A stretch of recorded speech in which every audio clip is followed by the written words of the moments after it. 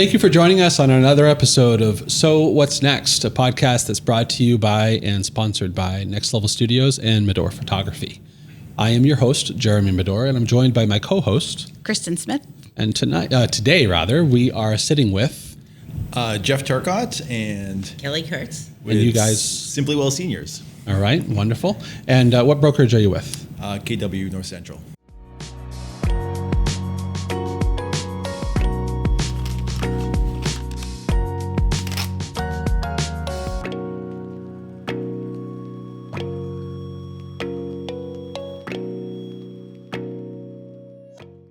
Today we are sitting down with you guys because you have been running a course of continuing education / senior outreach classes that we've been a part of just by capturing the media for that. And we were talking off camera about your most recent attendance, and you guys had to turn people away, which is a fantastic shift from where it started. You know, your first couple of classes were, there were sparse attendance, right? And as with anything went at the beginning, Sure. you've seen a significant growth in that. Tell me a little bit about that. Yeah, so last month was a little unique. You know, it's kind of middle of the summer, and people are out on vacation and that kind of thing. So we typically get to the venue. It's a community room in a local banking institution. So Kelly arrived there first, and I get a phone call say, "You won't believe it, the room is already full with someone else." I say, "Uh-oh." I didn't say it quite that way, but that wasn't. What do you mean? I panicked. I just did my Lamaze breathing, trying to get it back down. Yeah, and then thought, okay, let's repivot here, but it worked out okay. I mean, the bank worked with us and found us another place. Yep. We did have to turn folks away because the room was smaller. Right. But we had our momentum is finally really building, so that was exciting, and we did make it work. And I think we just chalked it up to a lesson of this is kind of what happens in our business. You've got a plan, and you're going on the plan, and then the plan doesn't go the way you want, and you just have to pivot. Right. And this was an example. We weren't expecting to pivot, but we needed to, and we were able to do it. Yeah, so it worked and out. you have to play it as it lies, right? Like there's Absolutely. no overcoming that short of finding Plan B, right? And so you guys did that, but more important from my perspective is the fact that you guys, even if you had secured the room that you had initially thought, you were going to be near capacity at that point. You're right. Right? You're right. That would have been typically the attendance has been between 16 and 20. This would have been, which is healthy, by the way. Very that's healthy. Really good. Yeah. And how often do you do them? once a month. Once Once a month, yeah. But it's growing in popularity. Are you seeing a lot of repeat attendees, or is this primarily one-off? We're seeing a lot of repeat. We have a kind of a core group that's coming, and they're inviting friends. So the word of mouth is starting to give us a larger, group of folks. We did do a couple seminars at a senior center in Groton, and we had 66 folks attend that. My word. And they had a waiting list that they were turning people away. So we're trying to figure out for this next year how we're going to keep that momentum going. But we've been growing, which is really nice. Okay, all right. Yeah. Well, I'm just going to go on camera as saying if you guys need to obtain sponsorships to make sure that you guys have the right kind of event, we can definitely work with you and assist with that. Okay, great. Okay, wonderful. Because frequently, I get contacted by our client base and like, oh, can you help sponsor this event? And this client might work with us twice per year. And I'm like, I mean, am I going to make any of it back? I mean, it's not about the money, but it's kind of sort of about that because it is a business, you know? Right. But on the flip side of the coin, you guys are really invested with what we're doing as a Next Level Studios operation in conjunction with a real estate tie-in as well, and we appreciate that relationship. Yeah, So we do as well. Absolutely. I've developed a really good relationship with you guys, and you've been here from the very beginning, and that's why we wanted to have you on the podcast today too. You've embraced the spirit of what we're trying to do here, and you're being very successful at it, and we're happy about that for sure. Yeah. So take us on this journey that you guys that have already embarked on in regards to specifically helping seniors essentially figure out their next steps. Okay. Well, I'll start, Sure. and then you can jump in. All right. Yeah, interrupt each other That's as how we much as you usually do want. it. Yeah, that sounds good. If you kind of put it in a nutshell, we saw a problem that needed to be solved. Yeah. So we're usually problem solvers, Right. And we're the kind of people that see something that needs to get done and know that we have the skill, the time, Resources. the resources to get it done. Sure. So You take the baton. exactly, Yeah. exactly, right. Yeah. But then also trying to formulate a business around that, Yeah.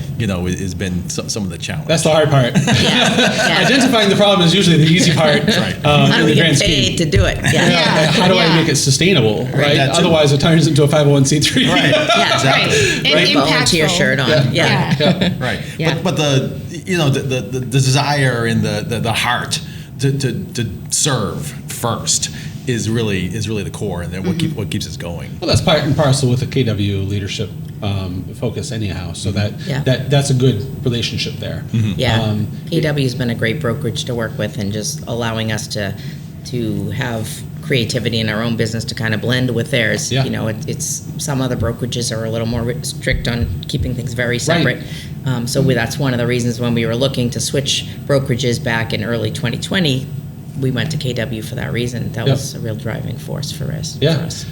So you found a home there, and this problem that you identified and eventually started working on the solution for. Right. Was that spurred on by any experiences in your life?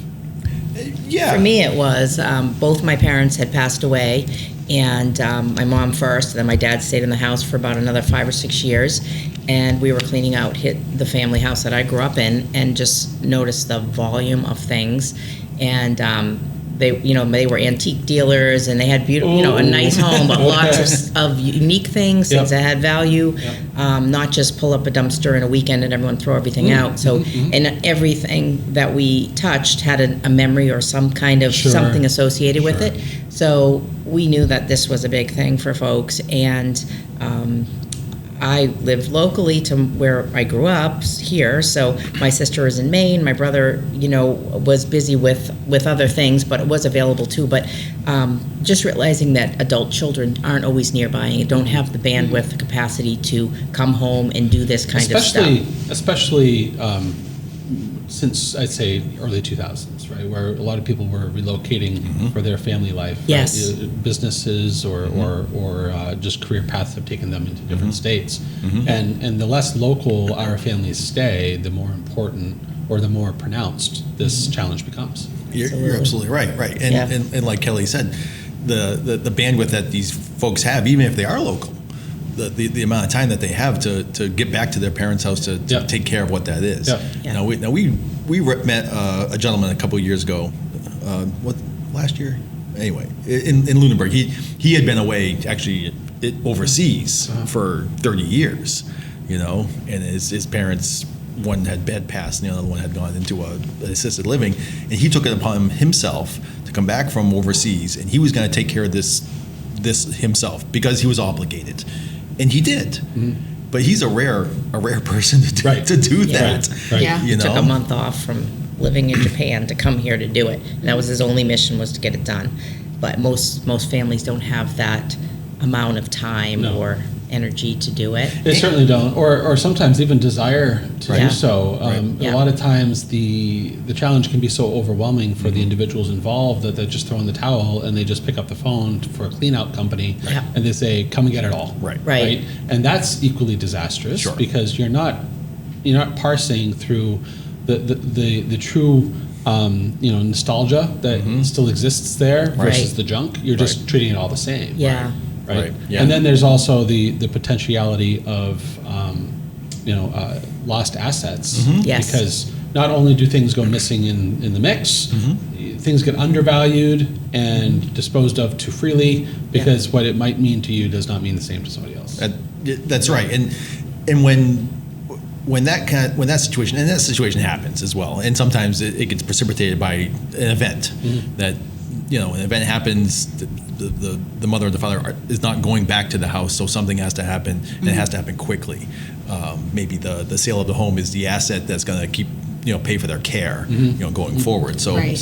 but as you get further away from that and make decisions before that event, then choices are you have more choices. Yeah. You're Yeah. not back into a corner. Yeah, Yeah. that you're not up against a wall and having to make knee-jerk decisions. Correct. Right. And knee-jerk decisions, speaking from experience, are very rarely good ones, or very rarely without regrets. Yes. Right. Yeah. And even if they're the ones that needed to be made in the time that you had, Right. had you been given more time, that would have been more elegant, more polished, more well thought out. Absolutely. Yep. Yeah. That's So that- Particularly when it comes to family. Right. Yeah. Exactly. So yeah. yeah. So that's a lot of the reason why we're doing the educational seminars. Yep. Is getting information about a lot of different topics to folks that are either living in their home or recently moved and they're still living in a smaller place or whatever. But things that are relevant to them that makes them stop and think and also see that there are resources so they can make the choice. Yeah, we themselves. often say, the more you delay, choices get taken away. I mean, that's kind of our Yeah. mantra as we're talking to Okay. them. Yeah. And Yep. it helps them think, okay, yeah, now I have all the choices I want, but as soon as I fall and break my hip, or Right. now I can't go up the stairs, now I can't, my Your bathroom's hands get inaccessible, tied. now I have to go to the nursing home or to somewhere I don't want to go Yep. because I can't even access my own bathroom. Yep. So that stuff we're really trying to, push that home to them in a gentle way, but to just start thinking about it now. Yeah. And, Right. It's funny, like you're talking about this stuff, and for years I have been having this mental checklist of home requirements, and we live in a home now that has 2 bedrooms, a bathroom, and a kitchen, and a dining room, all on the one level. And it's a Cape-style home. Upstairs is the master suite. Yep. But the truth of the matter is, downstairs could be the master suite too. Sure. Absolutely. And when we bought the home, I'm like, I could retire here. Yeah. And I'm not thinking about things from handicap accessibility necessarily, but I'm definitely thinking from a mobility issue, challenge standpoint. Right. And I'm only 43, but it's also because I've been in these homes where I've seen the chairlifts, I've seen the difficult transition, flooring, and Yep. it's a challenge. It is a real challenge. And even if you're not necessarily preparing your home for the eventual sale, you at least need to prepare it for the eventuality of life-changing decisions that need to be made. Right. And maybe they don't come for another 5 years. Sure. Yeah. Right. But in the meantime, you still have a wonderful life until then. Exactly. Yep. And even though we're realtors, people think, oh, you're a realtor, you want to sell our home and buy us another home. We always look at aging in place as a real valid option. If that's the best option and that's what they want to do, Yep. then that's what we promote. And we try to get as many resources together as that to put it. We've named our seminar series Simply Well Seniors Aging Well Seminar Series. Right. Because Not selling well. Not selling well. Not selling well. Sell your post now. Exactly. And that means different things to different people, but aging well Yeah. in the best way you can. Yeah. Because we're all aging. Right. Right. None of us getting out of this alive. No. No. There's only one way out. That's right. Yeah. Yeah, there's only one way out. Yeah. And we know it might be the plan for right now, but then the plan could change and then we could pivot at that Yeah, point. But you reassess. Yeah. All right, you make the best decisions with what you have available. Right. Exactly. Yeah. And then go from there. Now, at what stage in the aging process is your desire to get connected with somebody? We always say earlier. The earlier you can, the better. Are you finding a younger population attending, or is this primarily an aged population that is in attendance? What we're finding is that people are waiting too long. Okay. Yeah. That's what's happening. We're seeing people more in their 80s, probably healthy 70, late 70s, early 80s. Yep. 80s are a little bit older. Yep. We're connected with a lot of assisted living communities, and they're seeing the same thing. They told us, one of them last week, that they had 2 101-year-old, 101 and 102-year-olds just moving into assisted living. So, I mean, that's waiting a long time. That's waiting. Yeah, That is you don't know waiting how a they're very long okay time. right this minute, but Yeah. there's not a lot of years left probably No. to do this. Statistically, move. Yeah. they're well beyond. Well beyond. all Yeah. calculations. Yeah. Right. And that's a real red flag, right? Yeah. So I know from the little experience that I've had speaking with estate planning specialists, attorneys primarily with trusts and living wills, et cetera.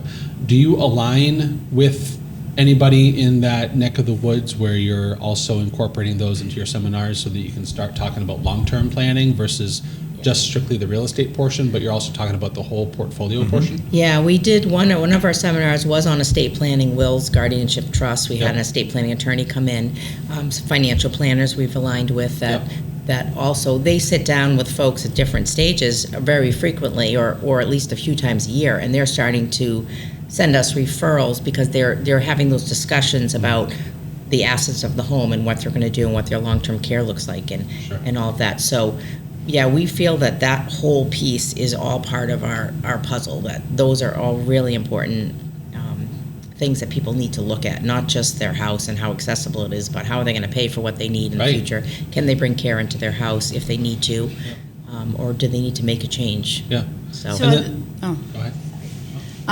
Are the seminars all different topics every time, or do you have kind of like one main thing that you speak of? Like, is it a series? They're all different. It's a series. We had 12 different, really completely different topics this year, scheduled from January to December. We're starting to develop our topics for next year already, getting the calendar kind of rough draft. Yep. But yeah, we've talked about fall prevention. We've talked about downsizing and decluttering because that's kind of one of our specialties. We've had assisted living day where we had lots of different communities come in and talk about their specific places. So Wonderful. we had representatives from there. We had the financial planner come in. We've had them twice. Once was on senior scams, so talking about what things to look at. Big, That's big. And there was a lot of and we had a Fitchburg police officer come in and speak at for one of them. So we've had some really great community resources. There's a lot of diversity here. We had a physician come in who does direct primary care, talking about all kinds of things. Just really about great. living a healthy, long life, and we referenced the Blue Zone book and different blue zones in the world where people are living the longest and what do they have in common and why they live. I the didn't realize longest. that's what it's called. I'm very ignorant here. So treat me like a newbie. Yeah, so it's a whole different pockets of the world that like Jeff said, that they've studied where people have the longest longevity and what kinds of things, what food are they eating, what source of community do they have, commonalities between all of them. So the physician we had talked about that, and it was just really great, and the feedback's been very positive from all of our guests. Like they're thinking, wow, these are really great topics. We need to tell more people to come. They want to bring friends because they've been beneficial. And we're not selling real estate or anything like that while we're there. It's purely educational, nonprofit type of thing that we're just getting the word out. It's strictly service driven. It is. Yeah. Is there an overlap that exists with what you're doing and what might already be being done by senior centers and other organizations, or is this largely filling a hole that wasn't filled? Some overlap with some of the senior centers where they might have, on occasion, an estate planning attorney do a seminar, one-off on their own, or someone talking about some kind of decluttering, one-off, kind of thing. But from a serious standpoint, it's not something that's being championed. No. Okay. And a lot of the senior centers are interested in us coming back to do more for them because they have the crowd that comes and they're willing and eager to participate. So they love that we might come to them and bring the presentation on the road, so to speak. So that's what we started to do a little bit in between our regular seminar series, which is really nice. And we really are the comprehensive package of doing all of the things, and with the real estate at the end, it makes it kind of a one-stop shop. And we did it more from as we talked about, being the project managers and the kind of controlling or taking the baton and managing it all, because we felt like there was so many holes of people doing things and leaving a lot on the family to do. And for us, if we were able to manage the whole thing, then we could make the process much smoother. And smooth, efficient, and take the level of stress off of that person who is already very stressed at what That's the thing. Like, either the parents involved or the children involved with the parents somebody in there is absorbing the lion's share of the stress, Yeah. or it's being distributed fairly disproportionately amongst the people that are Right. involved, right? That's a very, very good. Hey, yeah, there you Right. go. That is very truthful. Yeah. But regardless, it still needs to get done, and nobody wants to do that. Right. It's really the lowest on the totem pole, but sometimes, unfortunately, the highest priority. Right. Yeah. Right. So it's the least desirable but most effective way of moving on to the next step in an aging individual's life. Right. Right. Right. So the earlier you take care of it, squash that bug when it's small, Yeah. Yes. or people are healthier, Right. then the easier it becomes long term. Right. Yeah. I mean, because we've had people sit across the table and say, oh my gosh, you're really going to do all that for us? You've just taken so much stress Yeah. off of us. And we can feel the roll of the stuff come. It's right there. Mine's above here. It's like, whoa. We're sinking in our chair like, yeah, we got it. And it's true, but we can see like the relief on them, and then we take on the role and we Yeah. do it. And, Yeah. and it's, Yeah. We Yeah, have, that's your value. right. Correct. Right? It is. Yeah. And Yeah. you're clearly saddling yourself with this role Yeah. intentionally. yeah. Yeah. Right? This isn't an accidental, oops, I guess I'm doing that now. Right. You're right. This is a Yeah. choice. That's the difference. Yep. Yeah. It's a difference when that role is placed onto someone Yeah. and say, "Oh, I guess it's on you now." Involuntarily. Right. Yep. Exactly. That's Yep. a whole different Surprise. Yeah, that's a whole Yeah. different thing. Yeah. But when you take it on like we are, Yeah. we know what our role is. We know what the job is. Right. We know it's not easy. Yeah. But we have the resources and we have to get through into the end. I need to have my Yeah. parents attend. When is your next one? Yeah, right. No, I mean, so my parents are up in Maine, and I'm one of 9 children. Oh, wow. And the difficulty there is that I'm one of 9 children. And so the thing about it is that those who are more able-bodied time-wise have the, lack improperly understood time available, right? And so therefore it becomes, by default, Right. those individuals who on the surface look like they have availability of resources and time. Right. And whether or not that's true is quite frankly irrelevant because it's disproportionate to the whole, right? Right. And so when you have 1 of 9 kids, Yeah. like people are like doing this whole thing. Yeah. Not me. It's you, not me. Right. Yeah. But I know full well what my dad's garage looks like. And he has a contractor's garage where he has all sorts of things. He's a beekeeper on top of that. Oh, wow. And so not only does he have all his bee paraphernalia, but he, over the years, has been a mechanic. He's welded. He's Sure. done lawn care. He's got a plow. He's Yeah, a jack of stuff. all trades kind of Right. thing, And then on top of that, his attic in the garage, which right. So this and Right. and they have a multifamily building that they live in, and that's where we grew up. Yeah. And they haven't downsized since, Right. And so there's this cloud that's just waiting, And Yeah. I keep trying to encourage my parents, like, clean out now. I'll help you clean. And we Yeah. even did that 3 years ago, and then my dad undid everything. Yeah. Yeah. And so it just slid back, and it's not because like he's trying, to do anything other than just simply live. He Sure. wants to Right. he wants to live his life. Right. Yeah. And I support that. Yep. And there also needs to be some forecasting for the future. Right. Yeah. Yeah, so. you said something very important there, that he just wants to live his life. Yeah. That's the other part that we don't want to lose sight of. Right. Folks are living the life that they want to live and, Right. and making the choices that they want to make. And that's the other thing that we advocate for is it's your choice. Yeah. It's completely your choice. And that choice shouldn't be taken away from you from an overzealous child that says, all this has to go. Yeah. Because it's got to go because I say. Yeah. Yeah. And we want to, no, it's your mother or your father. I think everybody involved is probably well intentioned, right? But how it comes across is lost in that translation. Right. Yeah. Or their energy is misdirected or whatever. I don't necessarily have anything in my parents' home that I have focused on and be like, I want that Yeah. kind of thing. The truth of the matter is I'm fairly indifferent toward it. What I'm more concerned about is, if should one of them pass away before the other, which is likely, who's left holding the bag, Right. And I have different scenarios in my head that play out, when you have those negative thought moments where you're like, oh, if dad goes first, what happens with mom? Yeah. Versus if Right. mom goes first, what happens with dad? Right. Because those are 2 very different scenarios. Yeah. Yes. My mom is the throw everything out kind of person. My dad's like, don't throw that out. Yeah. And so it's just that push and pull that always happens. Right. So Yeah. So how do you deal with that, or do you have any tips and tricks for people just starting out for organizing or trying to help? just go to a professional? Is that what it comes down to? What does step one look like? Well, really kind of just assessing what you have and where your priority is, what you think is the place to focus on. And sometimes it's very different than what we might think it is. But starting small, doing a little bit at a time, seeing if you can get some momentum to do some of it. Oftentimes, everything you pick up, you're like, oh yeah, I remember that. And this was this. And then it takes you hours because you're going down memory lane with everything. Yeah. So that's pit where stops. the kids can't really help because they only have 3 hours and they got to go. And now we've only done one draw and it's like they go, oh my gosh, we're never going to get through this house.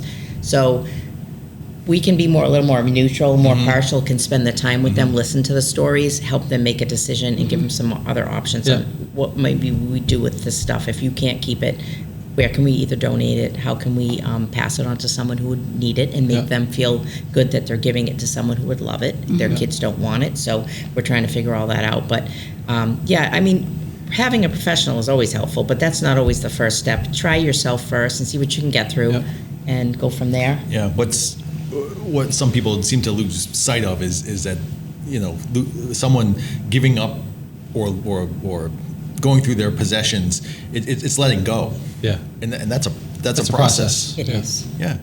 But it requires discipline. Right? Yeah.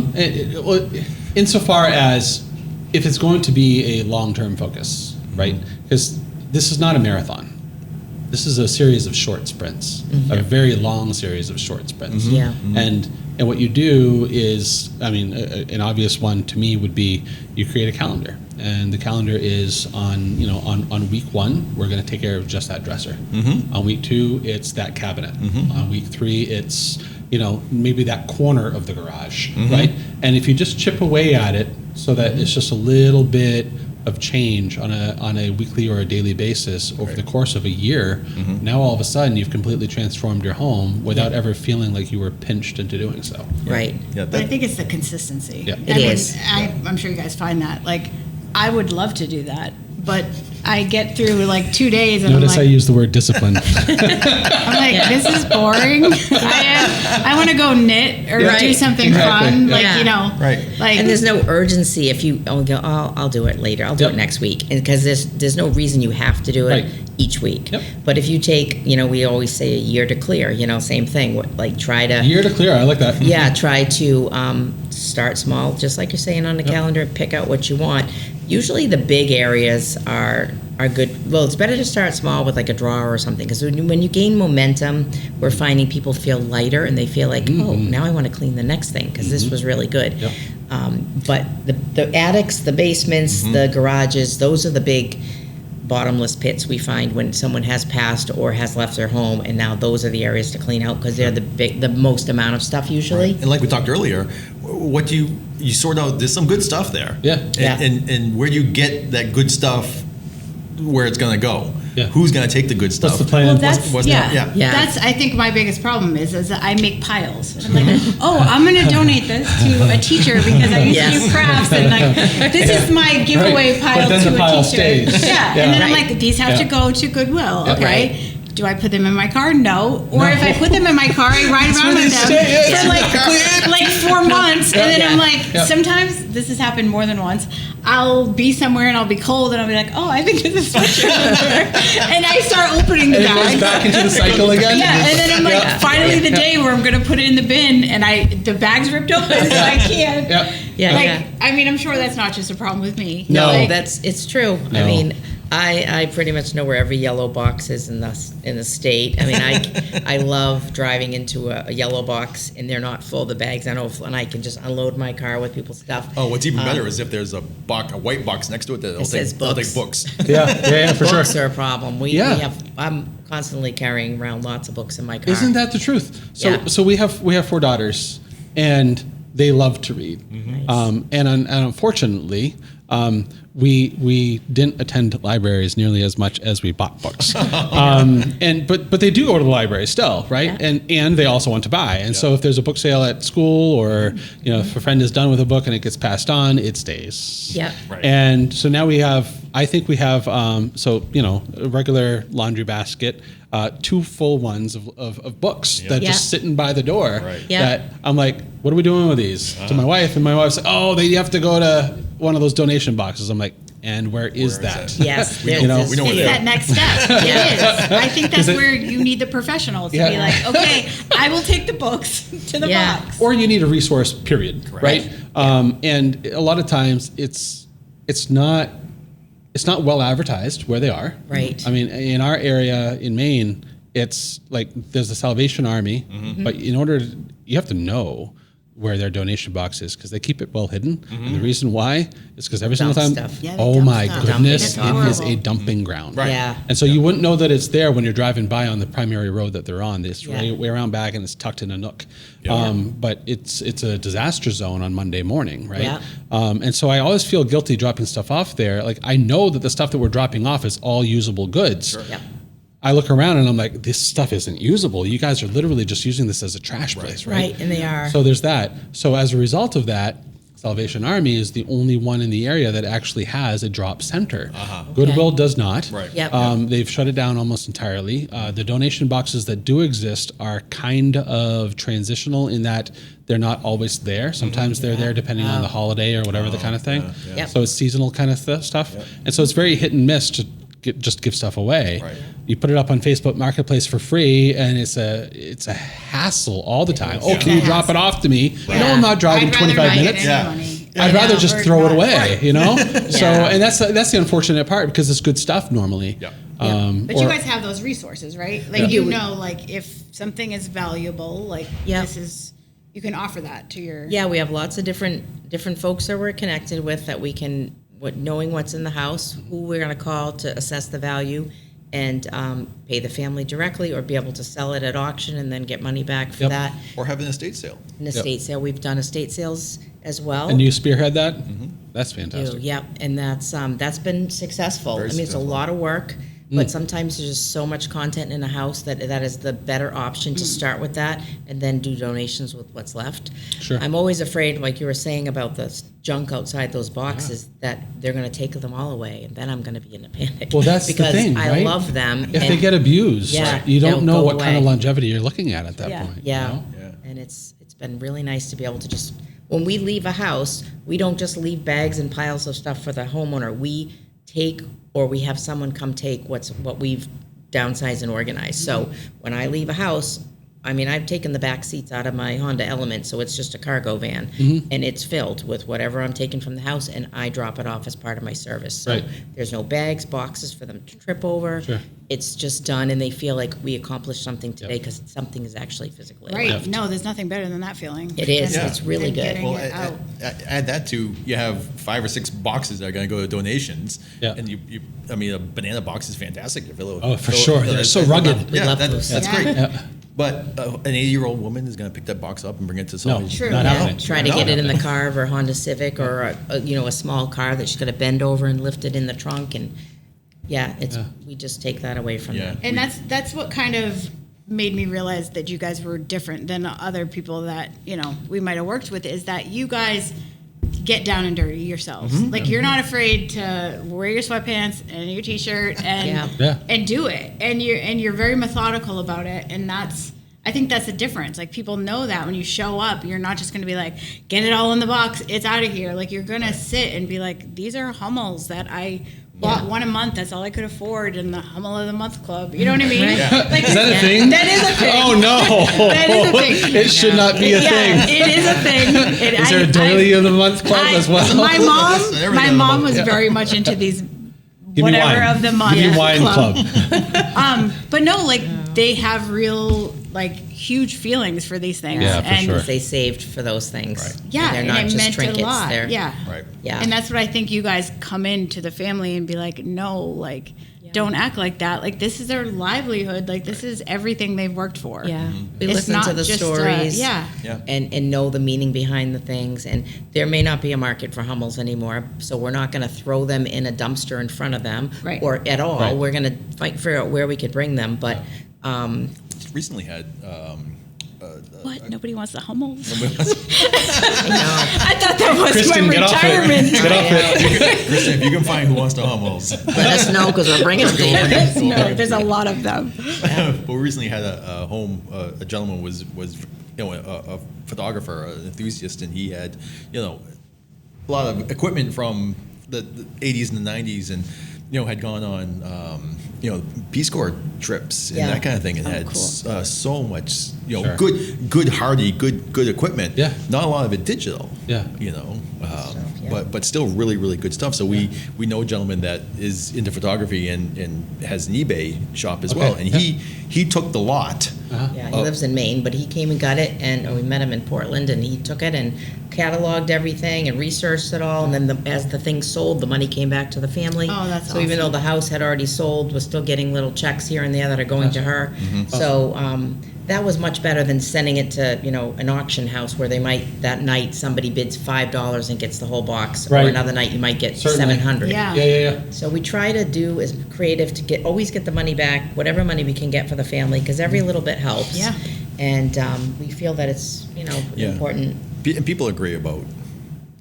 People have an awful lot of great suggestions, but not so great on the execution. Yeah. Yeah, Well, just do this. that's why you're in the position that you are. Right. As we've been talking, I've been thinking of a creative title for you guys. And you can call yourself domestic exporters, right? That is funny. Yeah. Because it or is true. We're residential export specialists or Right. something. Yeah. And I think that it's a very large need, especially as the family structure changes over the course of time. Both culturally as well as just social changes that have occurred over the years.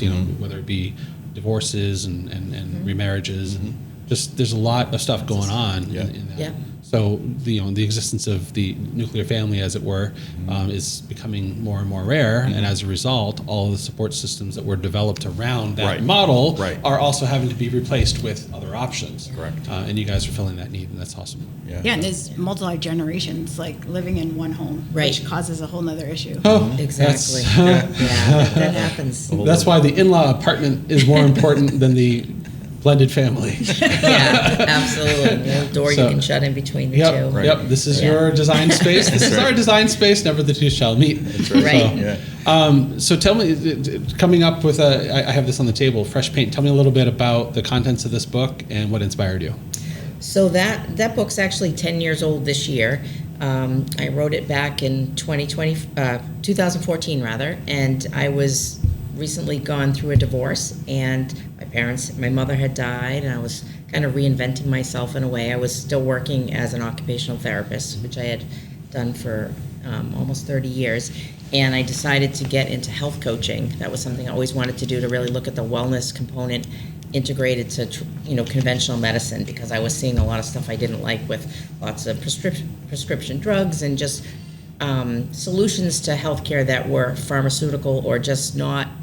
I knew there was a better way. So Right. I went back to school to be a health coach, and then part of when I finished the health coaching program, a lot of health coaches were writing books kind of when they finished our course, and so I kind of jumped on the bandwagon, and Sure. I said, I'm going to write a book too. And I didn't know what I was going to write it about, but I knew it was something to do with kind of transforming your life, because that's New what I had beginnings. just gone through. Yeah. So it's about adding a splash of color, passion, and purpose into your life, Okay. and kind of becoming your life's own general contractor, taking Okay. charge. And I looked at it in terms of a renovation, almost like you were renovating an old house. Yeah. I grew up in an old house, so the year I spent at my dad's after I got divorced, before I bought a condo and moved on, I thought about old wallpaper and peeling it off and painting and all those things. So I looked at it as a personal restoration, and that's Yeah. kind of what the book is about. Love it. And it's before I was a realtor too, but it talks a lot of similarities to staging and real estate and things like that, that I ended up writing the book and then doing those things afterwards. So it's kind of That's really Yeah. a precursor to the career that we're Sure. in now, and finding Jeff and meeting each other and getting married and all of that. So it's it was I think years of stuff that I had stuffed inside that was finally just coming out. Sure. So it was a good way to get that out. That's and- good. Yeah. It was, Yeah. I'm sure, cathartic in the Absolutely. process. Yeah. Yeah. Yeah, Fantastic. and what's cool is the story. Can you just tell the story how you like leave that on people's tables? Oh, yeah. So usually when I'm staging a house, I always leave a copy on the coffee table or the bedside table or something like that. And it always makes me feel good because I forget about the book. Like when you brought it out today, I'm like, oh yeah, it's Yeah, when it's I met been her, so I'm like, long. you're an author?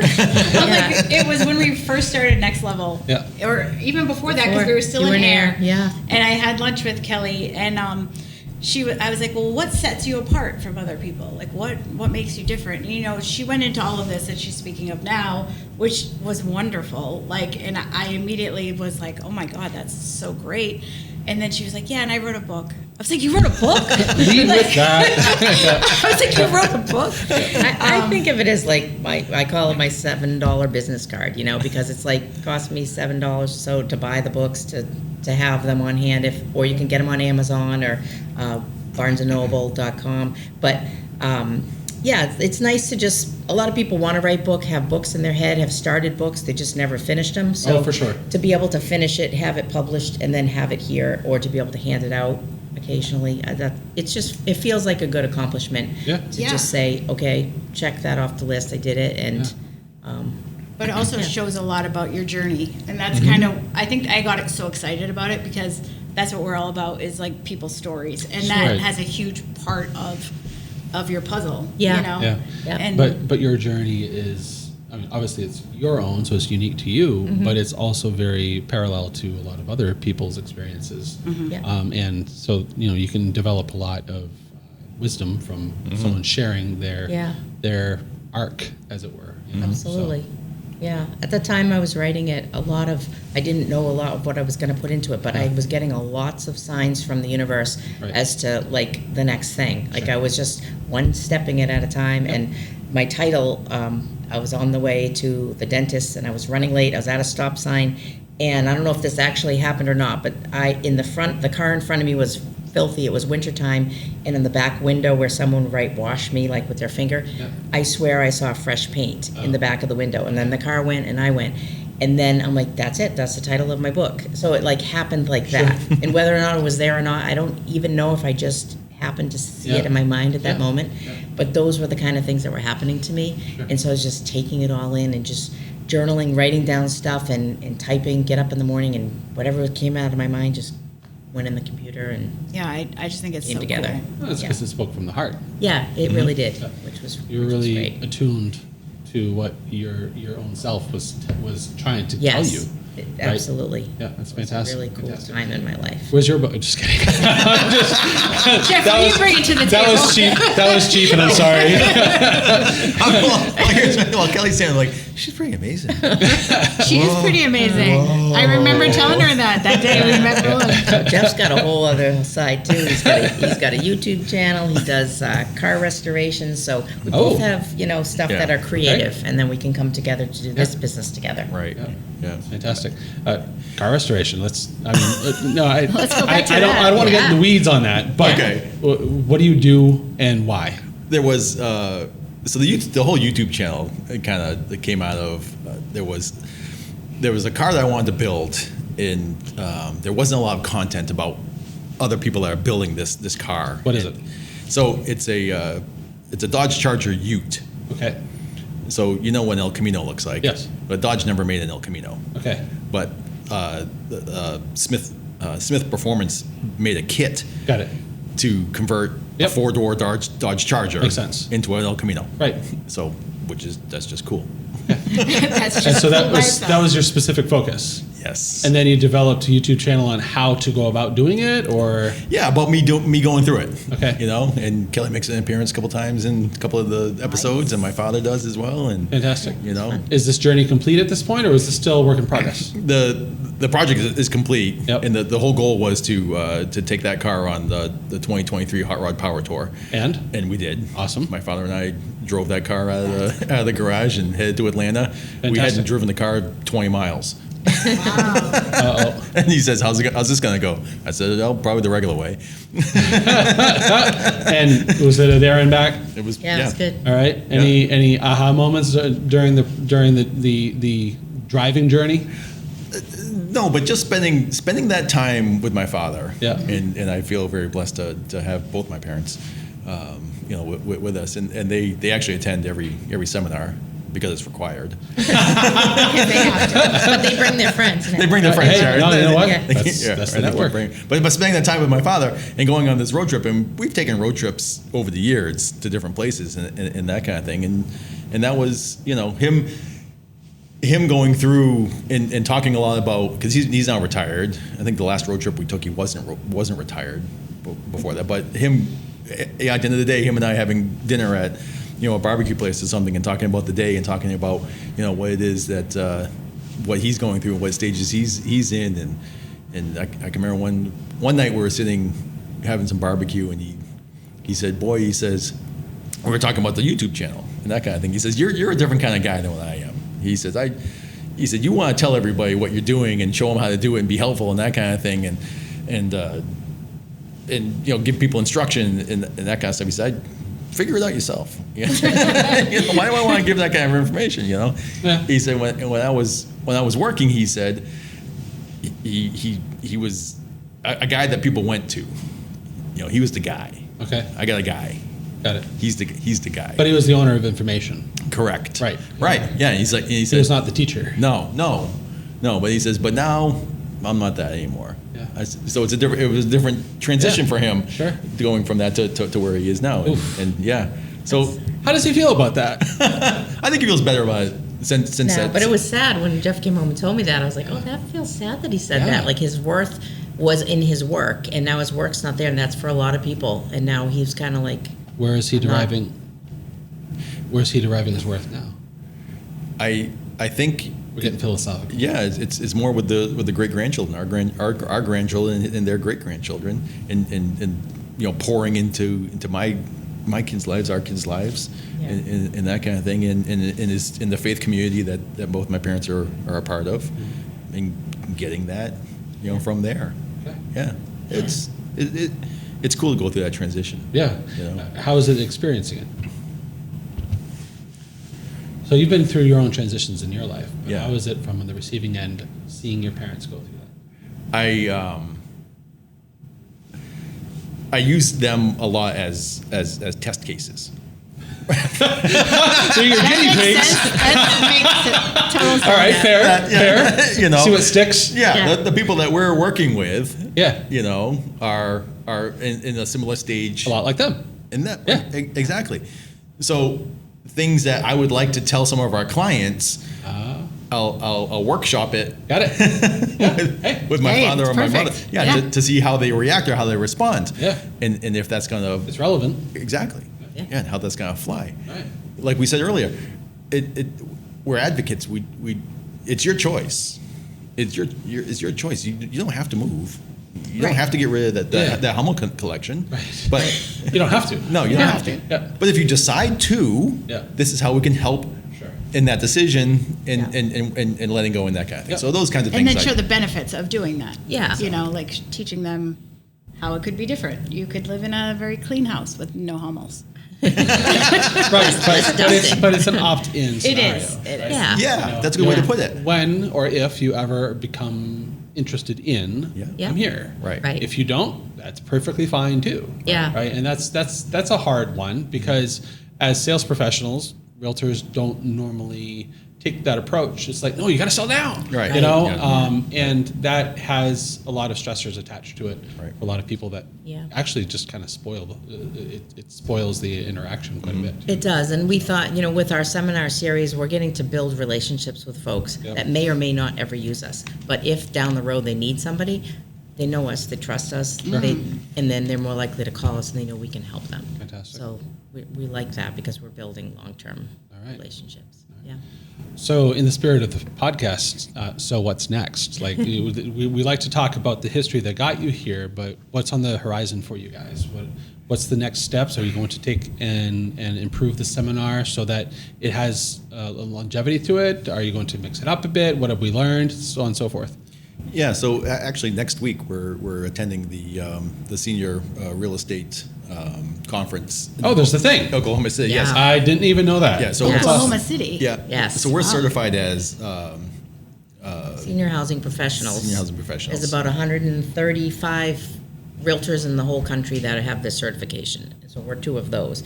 And so these are like-minded people we're going to all meet with. We met last year in Oklahoma City, and we're doing it again this year. It's like kind of a really great like tribe people all together and great ideas. Is it like a mastermind? It is.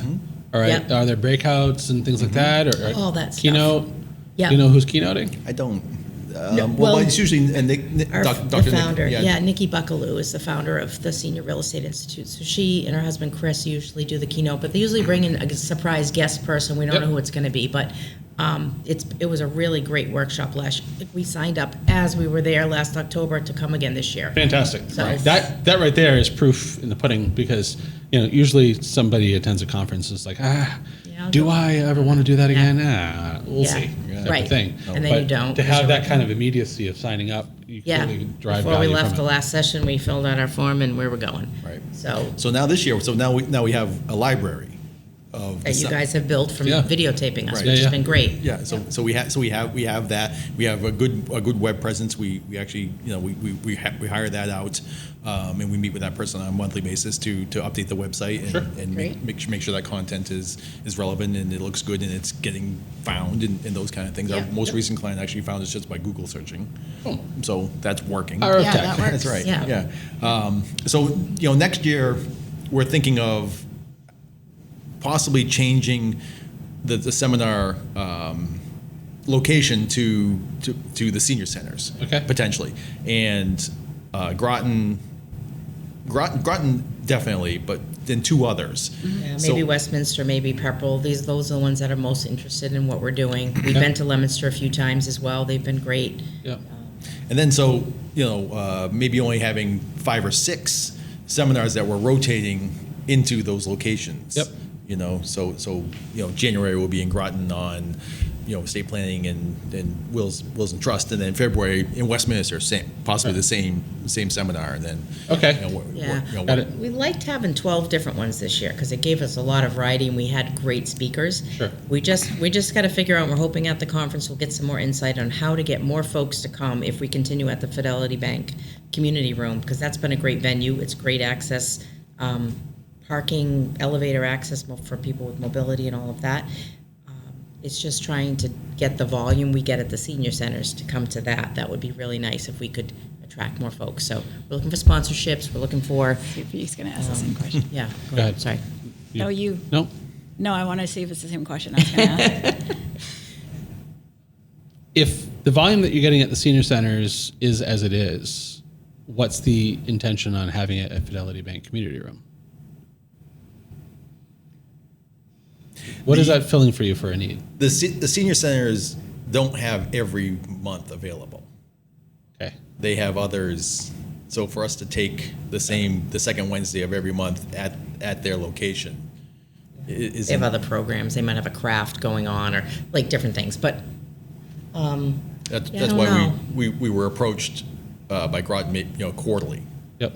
That's the Yeah. So if you got on a quarterly basis with 3 towns, now all of a sudden you have 12 months. yeah, Yeah. right. All right. So, there's the maybe basis. that. Okay. So we might just let the community room go. We just thought it was kind of a neutral place. Sometimes there's a stigma if you're not part of the senior center to go to the senior center. It's like going to the assisted living, but you don't really want to go in the door. Yeah, no. And I so we get tried that. to make it neutral, and we liked the location Fair. and all of that. But right. but we're just not getting the traffic, getting the volume, and it's really just word of mouth. It's been, we post on Facebook, or we have the flyers. flyers and that kind of thing, but we're really not on a calendar Right. that somebody is referring to or looking at, Yep. similar to a senior center calendar. They get the newsletter, it has the information, has the calendar, sign up, yeah, kind of thing. So my question was, so I know we come and film it, and then we make reels out of it. yeah. So where is that going? Is that going to Facebook or what is that? That's we have fallen very short on that. To be honest, I say it all the time. I said I'm just not. The reels are great. We look at them. We send them to our presenters to say, here's the reels from your part of the presentation. Utilize them afterwards. so they can utilize them. I have not been good. We have not been good about putting those out on our own social media to say this was our last seminar, and we should have done that all along because you guys have sent us at least 3 But or you 4 can go every back. time. We could go back maybe a year in review and stick You some out. absolutely can go back because we found that, not everybody's going to see it. So we'll often post our past podcasts and getting that interest going and utilizing YouTube too. Yeah. Like absolutely, just get it out there wherever you can. Yeah. It's not too late. Yeah, that's and what- you have a whole year of reels. Yeah. Like, I know just we keep- have a lot of content, so we You need to don't use need. it. They don't need to be timely, especially for the information that you guys are giving. Kristen's been doing an experiment Okay. Okay. on our YouTube channels, doing something like this. Yeah. Very similar. Yeah, because I said we have so many reels. Yeah, we develop so much flipping content. It's not even funny. Yeah. And we use barely any of it. And Okay. I mean, the thing about it is like the real estate part, that makes itself, right? Because we're being paid to do that content for other realtors. Yeah. Fine, whatever. Yeah. But when it comes to like the podcast content or some behind the scenes footage or even your seminar content, that's all just free for us to use. And you can just load it up, right? And what's been happening is we've just been putting the videos on YouTube, but not doing the reels, not doing the shorts, and we're just surviving, quote unquote, on just the full length video sitting on YouTube, Yeah. and it might get 33 views. Yeah. And we're like, okay, whatever. But then Yeah. Kristen's been like, well, Yeah. let's try out the shorts, and Yeah, I so was she's just like, been pushing them. Have you guys used that at all? The And- YouTube Shorts. I've used them on For your, my channel. Yeah. Yeah. But they're funny and silly. Yeah. Yeah. but it would make No, but so we're much getting a sense. huge That's fair. return on Yeah. that. You But guys, honestly, you should see the numbers that they're astronomical Wow. compared to Facebook and Instagram. Okay. Like, for one example, a podcast, it was our second podcast. Okay. And this was part of my experiment for this month is, Yeah. every day I would post a different one, different lengths, different, using all the analytics. And we've gone from like 40 views on something to like 3,500. Oh, like, wow. I mean, it's a huge, Uh-huh. and you guys already have the reels that we made. Yeah. Right. It's every podcast that we've done, we have at least 8 to 10 reels. We've done more than 30 podcasts. So that's a lot of reels that are sitting on our hard drive. Yeah. Yeah. It's like, and what's cool about the shorts is that you can link it to the actual video. So you can put your Okay. short up, and then on the bottom it says related video. Yeah. And if Perfect. you link it to the larger video, Then then make you're more just stuff. just keep pushing it. Just keep the more eyes on it. Yeah. You don't know, some random person's just gonna Right. watch it. Well, yeah, you Yeah. had your guy come to you with the Google search, Right. know, and the truth of the matter is YouTube is actually a search engine unto itself. Right. Yeah. And so if you're doing this how-to video for the Dodge Ute, Ute. okay, Yeah. Ute. If you're doing that, like how likely is it that somebody's also saying how to downsize with parents? You know what I mean? Like, Right. genuinely, Yeah. right? Like Yeah, if yeah. you think it, people are asking for it, and so why not be one of the top results and enforce that? So all this to say, I'd love to see an A/B test.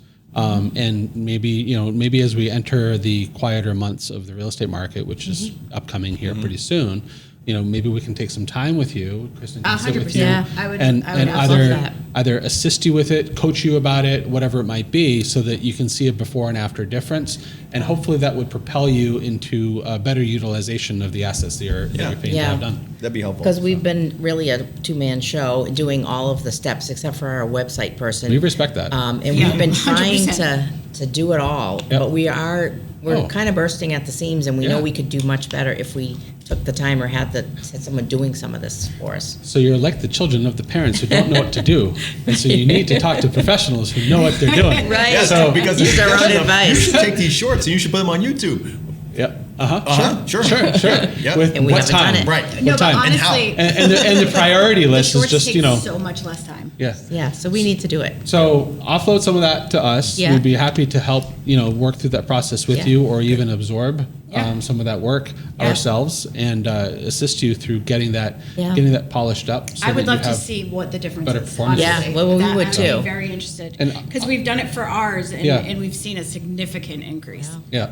So I would love to just try it out and see. I mean, we have them. We should use them. Right. Yeah. Step one, get content. Okay, check. Yeah. Yeah, we have. Like, seriously, you guys have so That's many actually reels. the biggest problem, right? Yeah. It's getting the Usually content. the biggest problem that people encounter when it comes to social profiles is that they're lacking content. You guys are swimming, right? Yeah, just we're like just we're not swimming. promoting And ourselves. Now what do we do with it, Yeah. right? Yeah. And No, so I was shocked. that's step 2. I really was. I still Yeah. am floored. Like Yeah. how many like. Yeah. Now, This is- obviously, the challenge, of course, is it just views or is it now actionable content that Right. is resulting in click-throughs and hiring and questionnaires and stuff like that? Yeah. Because that's really what it comes down to at Right. the end of the day. Sure. Is what I'm doing actually effective or is it just looking like it's effective? Right. Yeah. Right? And those are two very different things. So. Yeah. Yeah, but that's what I was saying too. Like on the podcast reels, sometimes not on the reels, on the full episode, you won't get somebody that's going to sit and watch the whole thing. Yeah, right. But these analytics are showing that people are watching the whole reel, or like 75% of it, That's which good. is huge compared to our other numbers. Yeah, for sure. So, Yeah. and if you 'cause- think about it, YouTube is the place for videos. Absolutely. really is. So It really let's is. embrace it. Yeah, I think that's a great idea. Yeah. Because we are all been word of mouth for referrals, and it'd be nice to grow more organically with people seeing Yeah. that we don't know yet, that we can help them with their Yeah. process. I get that. And that's where we've been for the past almost 12 years is word of mouth.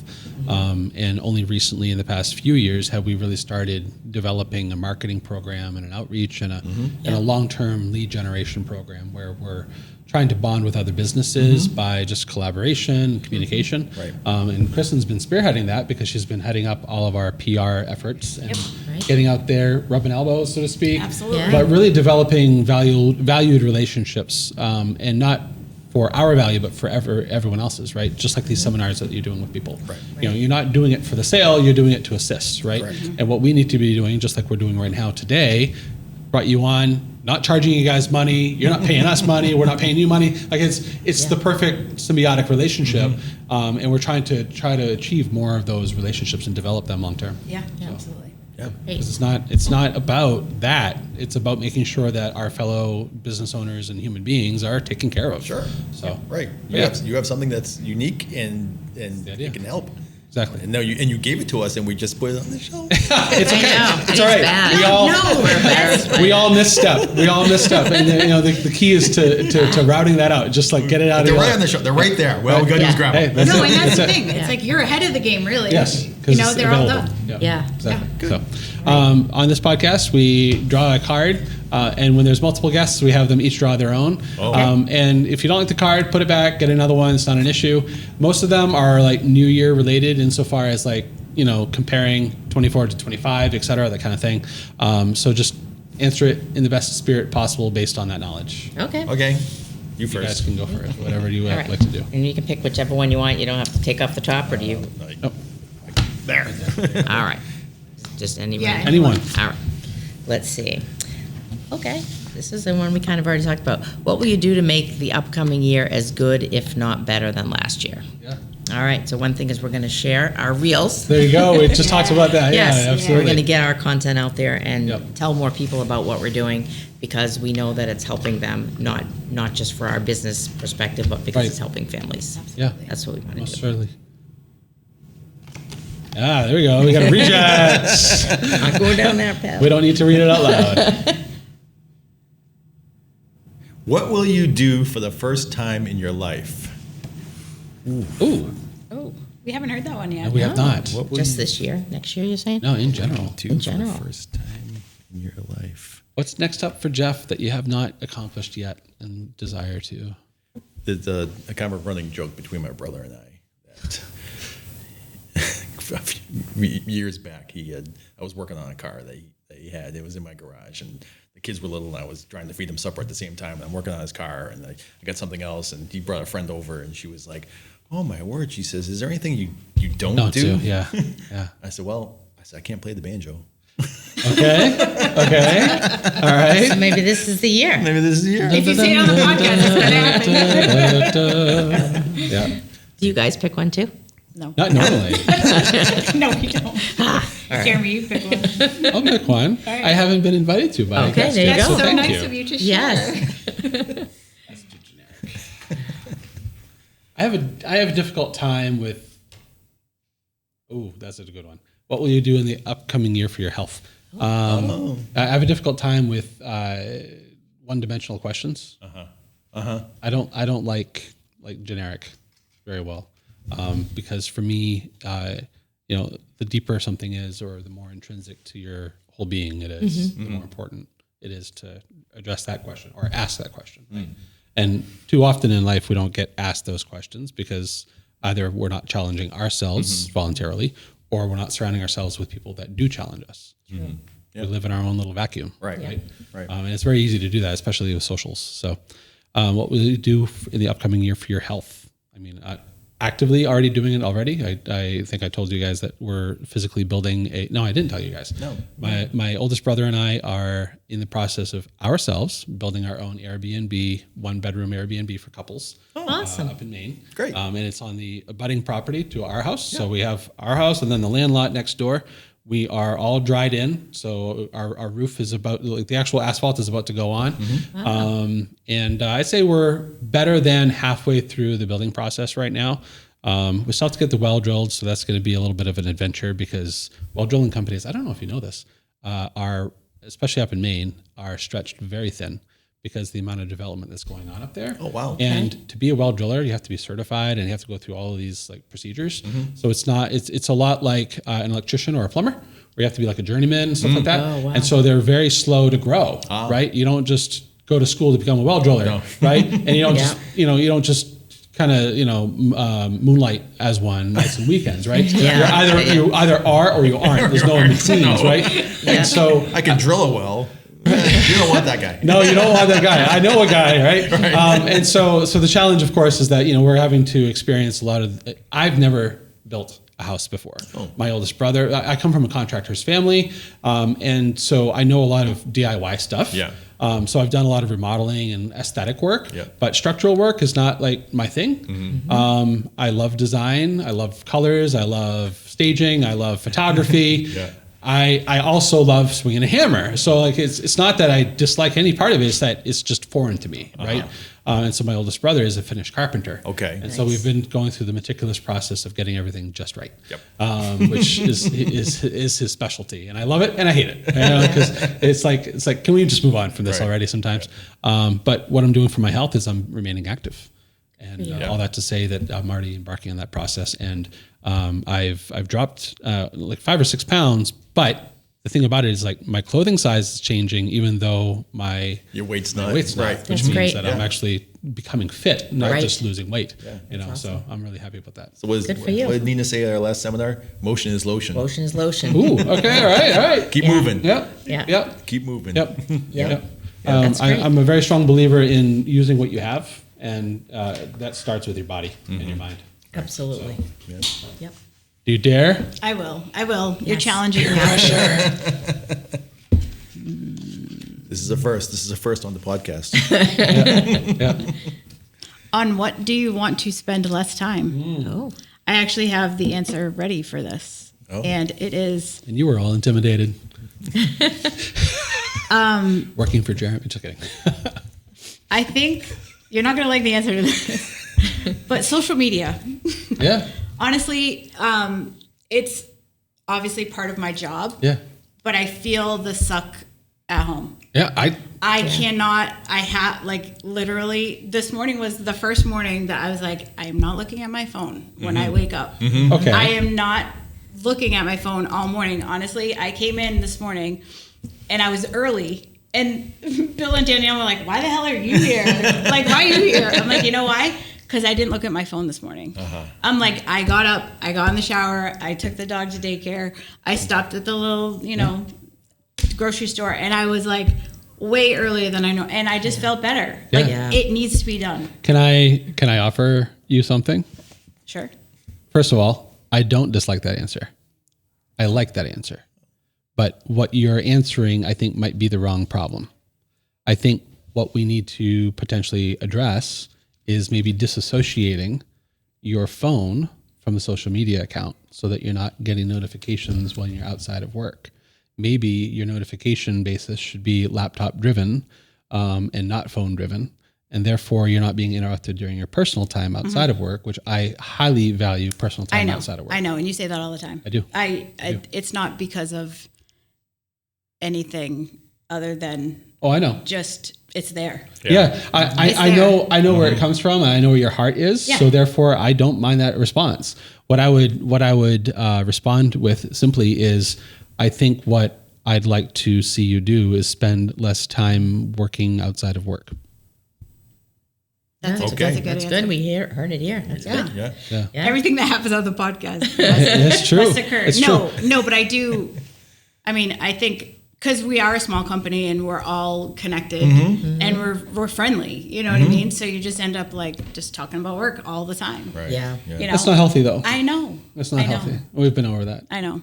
This is No, not my I first think rodeo for, with It's a that. work for in us too, progress. trying to put the phones down, spend a thing Right. in the morning, not using it as much, and even being a realtor, there's no hours of work, so you might get a text at 11:30 at night or 3 in the morning. But the difference we've had to do is when do we reply to it, Right. and just trying to make our own boundaries. You cannot control when you receive the notification. Yeah. You can control what you then do with it. Exactly. So that has to do with your discipline, not the client discipline. Right. And we- And the best part about it is the better you are at doing that, your clients will eventually follow because they'll learn to anticipate that you're not going to reply at 3 a.m. Right. Yeah. Right. And that's true. Right.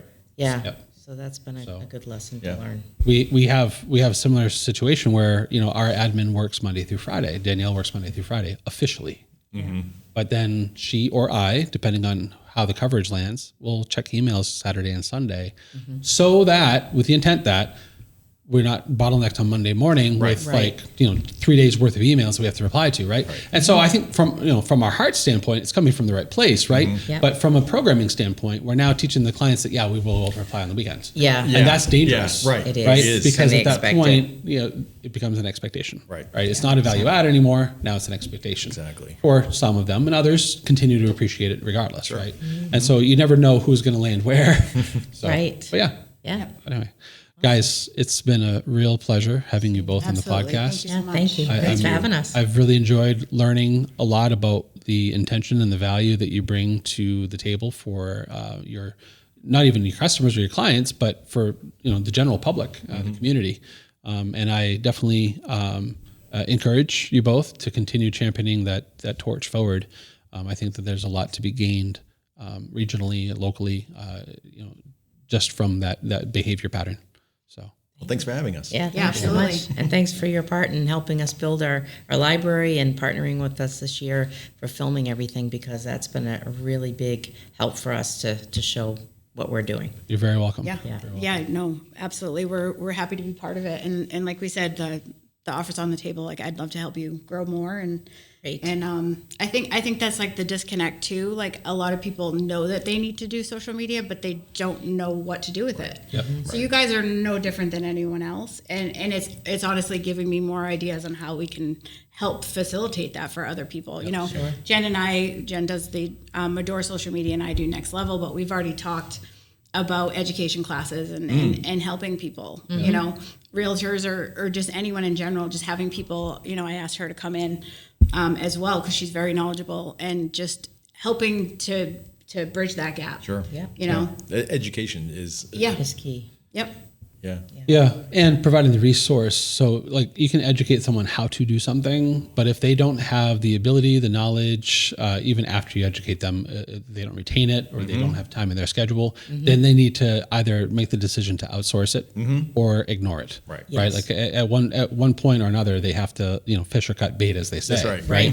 And so the question becomes, how are we going to present ourselves? So, and are we ready then for the inevitable of, can you handle it for me? From a personnel standpoint, we're talking about this with you and Kristen, right? Yeah. But how does that scale? Yeah. Right. How many people can I prep for? have?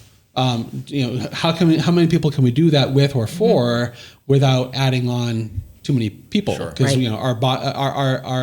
our office is physically constrained with how large we are. Yep. We could expand office space. There's more room in the mill building. Yeah. But how does that how does that ratio play out? Right. You know, and the labor cost and the rent cost Right. associated with the income, whether or not that balances out. Because again, at the end of the Yeah. day, it is a business. That's right. Absolutely. Yeah. Run the